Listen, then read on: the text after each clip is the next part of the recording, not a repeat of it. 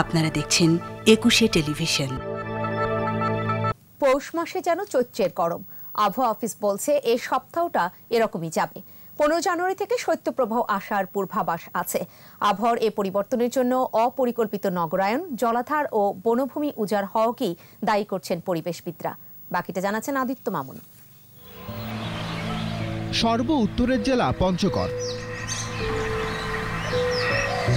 November থেকে এর আশপাশে আরও কয়েকটি জেলায় শীত অনুভূত হলেও অন্য অঞ্চলে গরম। পৌষে কেন ফাগুনের আমেজ? আবহাওয়া অধিদপ্তর বলছে, ঋতু পরিবর্তনজনিত কারণে অঞ্চলভেদে তাপমাত্রার তারতম্য হচ্ছে। তবে শীঘ্রই শীতের দেখা পাওয়া যাবে। শৈত্যপ্রবাহ বইবে ১৫ জানুয়ারির দিকে। এখন যে বর্তমানে বিরাজ করতেছে বেশি টেম্পারেচার, রাতের তাপমাত্রা বৃদ্ধি পাচ্ছে, সেটা একটু কমের দিকে থাকবে ১১ তারিখের পরে। ১ থেকে ২টি শৈত্যপ্রবাহ এ মাসে হওয়ার সম্ভাবনা আছে।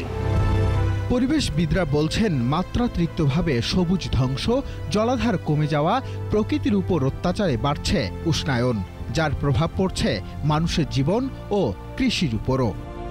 নগর পরিকল্পনায় আমাদেরকে পুনর্বিন্যাস করতে হবে, খোলা জায়গা বৃদ্ধি করতে হবে, যাতে বায়ু প্রবাহটা একটি চ্যানেলের মাধ্যমে উত্তর থেকে দক্ষিণে কিংবা পূর্ব থেকে পশ্চিমে প্রবাহিত হতে পারে।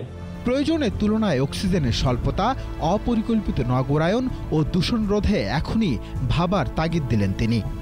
সবুজ কমে যাওয়ার কারণে যে পরিমাণে অক্সিজেন সরবরাহ করার কথা, সেই পরিমাণে অক্সিজেন বৃক্ষগুলো সরবরাহ করতে পারছে না। বৈশ্বিক জলবায়ু পরিবর্তনকে দোষছেন এই নগর পরিকল্পনাবিদ। এ অবস্থায় এসডিজি শর্ত পূরণের পরামর্শ দিলেন তিনি।